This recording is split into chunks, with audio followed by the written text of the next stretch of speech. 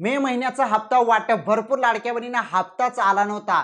भरपूर बहिणींना 3,000 रुपये आले नव्हते मार्च आणि एप्रिलचे आणि त्या बहिणी भरपूर दिवसापासून वाट बघू लागले की आज हप्ता येईल, उद्या हप्ता येईल, परंतु त्यांच्या खात्यामध्ये काही हप्ता जमा झाला नाही. आणि आता का हप्ता जमा झाला नाही त्याचं कारण समोर आलं आहे. बघा, भरपूर बहिणींनी ई-केवायसी केली नव्हती आणि काही बहिणींनी आधार कार्ड बँकेशी लिंक केलं नव्हतं. आता आधार कार्ड बँकेशी लिंक केलं नाही, डीबीटी एनेबल नसेल तर हप्ता येत नाही. हे तुम्हाला चांगलंच माहित आहे, भरपूर व्हिडिओमध्ये तुम्हाला सांगितलेलं आहे. कारण डीबीटी मार्फत हप्ता येतो डायरेक्ट बेनिफिट ट्रान्सफरनुसार. तर लाडक्या बहिणींनो काय झालं की भरपूर बहिणींना 3,000 रुपये आले नाहीत. त्याचं कारण म्हणजे ई-केवायसी न करणे आणि महत्वाचं आधार कार्ड बँकेशी लिंक नसणे. आता ज्यांचं आधार कार्ड बँकेशी लिंक नसेल ते बँकेत जाऊन आधार कार्ड लिंक केल्यावर हप्ता त्यांच्या खात्यामध्ये जमा होईल, परंतु ज्यांनी ई-केवायसी केलेली नाही त्यांचा तर हप्ता बंद झालेला आहे हे आपल्याला चांगलंच माहित आहे. जे काही वितरण आता सुरू होतं, ज्या बहिणी पात्र होत्या त्यांच्या खात्यामध्ये वितरण 30 मे पर्यंत चालूच आहे. भरपूर बहिणींना हळूहळूपणे हप्ता 3,000 रुपयाचा जमा होत आहे, परंतु आता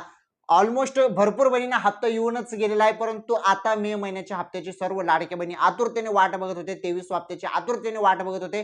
23व्या हप्ता संदर्भात खुशखबर आली आणि ती खुशखबर तुम्हाला सांगतो मी आता.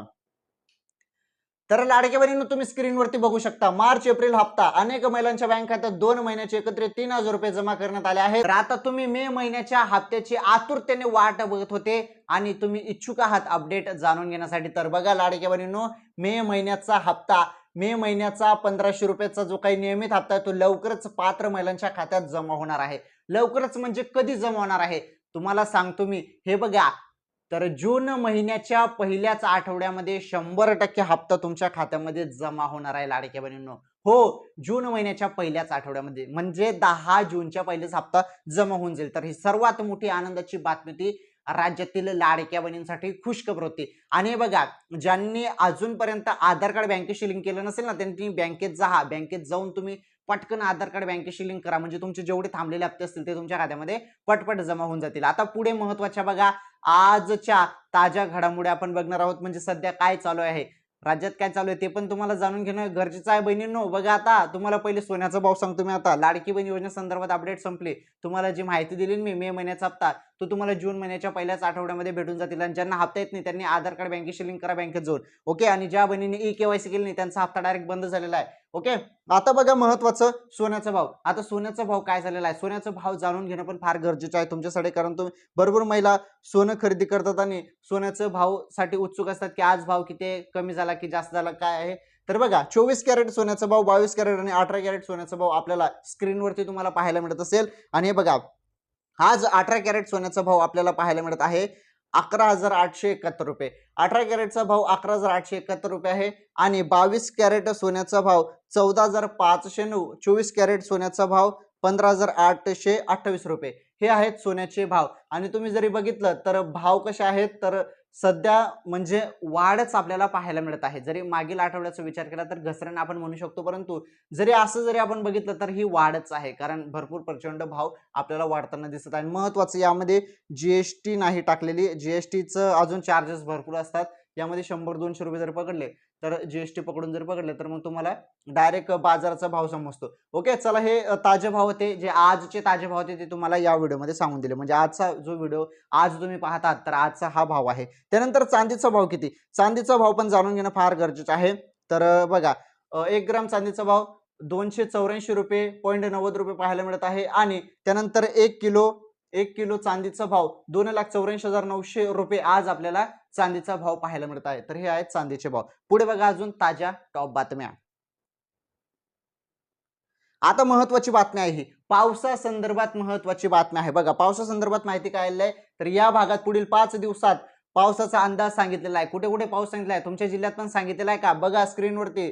राज्यात पुढील 5 दिवस अनेक भागात पावसासाठी पोषक वातावरण राहणार आहे. मराठवाड्यातील छत्रपती संभाजीनगर, लक्षपूर्वक बघा मी कोणकोणते जिल्हे सांगत आहेत. छत्रपती संभाजीनगर, परभणी, हिंगोली, नांदेड आणि लातूर या जिल्ह्यात पुढील 5 दिवस पावसाचा अंदाज व्यक्त करण्यात आला आहे. जालना, धाराशिव आणि बीड जिल्ह्यात पुढील 2 दिवस ढगाळ वातावरणासह हलक्या पावसाची शक्यता आहे. पश्चिम महाराष्ट्रातील सोलापूर जिल्ह्यात पुढील 4 दिवस, तर सांगली, कोल्हापूर, सिंधुदुर्ग आणि रत्नागिरी जिल्ह्यात पुढील 5 दिवस पावसाचा अंदाज आहे. पुणे, अहिल्यानगर, नाशिक, जळगाव, नंदुरबार, धुळे, सातारा, रायगड, मुंबई, ठाणे आणि पालघर जिल्ह्यात पुढील 2 दिवस तुरळक पावसाची शक्यता व्यक्त करण्यात आलेली आहे. तर पावसाचा हा अंदाज होता, कुठे कुठे पाऊस पडणार आहे पुढील 5 दिवस, त्या संदर्भात हा अंदाज हवामान विभागाने दिलेला होता. चला, ही बातमी पण फार महत्वाची होती. पुढील बातमी बघा. आता महत्वाचं बघा, सध्या महागाई केवढी वाढत आहे. पेट्रोल डिझेलचे भाव पण वाढत आहेत, गॅस सिलेंडरचे पण भाव हळूहळू वाढत आहे आणि पूर्णपणे महागाई आपल्याला आता दिसत आहे. सर्वसामान्य जनतेला महागाई ही परवडत नाही आहे. परंतु बघा, अजून यामध्ये काय महाग झालं त्याबद्दल एक छोटीशी अपडेट. गेल्या काही दिवसांपासून पेट्रोल आणि डिझेलच्या वाढत्या दरांनी सर्वसामान्यांचे कंबरडे मोडले असतानाच आता सीएनजी तुम्हाला माहितच असेल, 4 व्हीलर 4 चाकी वाहनांमध्ये सीएनजी लागते. तर सीएनजी आहे बघा, सीएनजी वाहनधारकांनाही महागाईचा मोठा फटका आता बसला आहे. पुण्यात गुरुवारी सकाळपासून सीएनजीच्या दरात प्रति किलो 2.50 रुपयाची वाढ करण्यात आलेली आहे बघा. तर 2.5 रुपयाची वाढ करण्यात आली आहे सीएनजी मध्ये पण बघा. तर भरपूर महागाई होत आहे आणि हळूहळूपणे आपल्याला महागाईचा फटका सर्वच ठिकाणाकडून बसत आहे. पेट्रोल डिझेलमध्ये तर बसतच आहे, गॅस सिलेंडरमध्ये पण बसत आहेत आणि खाद्यतेलमध्ये पण बसतच आहेत. अजून काही वस्तू आहेत ज्या पण आता हळूहळूपणे महाग होताना आपल्याला दिसत आहे आणि याचा परिणाम, खूप मोठा परिणाम महाराष्ट्रात नाही पूर्ण देशावरती हा परिणाम होत आहे आणि देशावरतीच नाही तर ऑल वर्ल्डवरती, ऑल देशांवरतीच हा परिणाम होत आहे. सर्वच देशांवरती परिणाम होत आहे. चला ठीक आहे, जे काही युद्धजन्य परिस्थिती निर्माण झाली होती त्यामुळेच हा परिणाम आपल्याला पाहायला मिळत आहे. हे तुम्हाला सांगण्याची गरज नाही, तुम्हाला चांगलंच माहित आहे.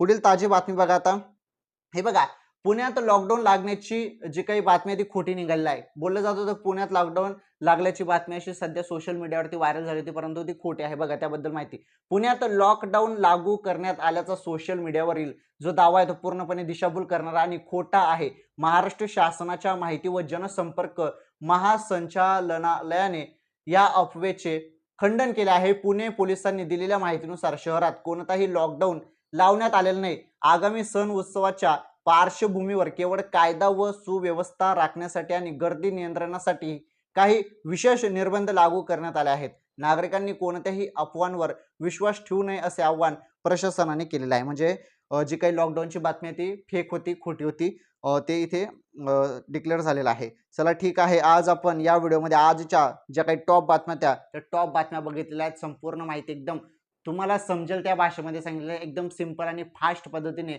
जेवढं फास्ट तुम्हाला सांगता येईल तेवढं फास्ट मी सांगण्याचा प्रयत्न करत असतो. चला ठीक आहे, आजच्या या व्हिडिओमध्ये एवढंच. या व्हिडिओ लाईक करा, शेअर करा. चॅनलवर पहिल्यांदा आलेलं असाल तर चॅनल नक्की सबस्क्राईब करा. लवकरच भेटू आपण पुढील व्हिडिओमध्ये आणि नवीन टॉप ताज्या ज्या काही घडामोडी आहेत किंवा लाडकी बहीण योजनेसंदर्भात अपडेट आहेत किंवा इतर टॉप बातम्या आहेत त्याबद्दल तुम्हाला लगेच पुढील व्हिडिओमध्ये सांगतो. या व्हिडिओला जास्तीत जास्त व्हायरल करा, लाईक करा, शेअर करा, चॅनल जरूर सबस्क्राईब करा. धन्यवाद. भेटू पुढील व्हिडिओमध्ये.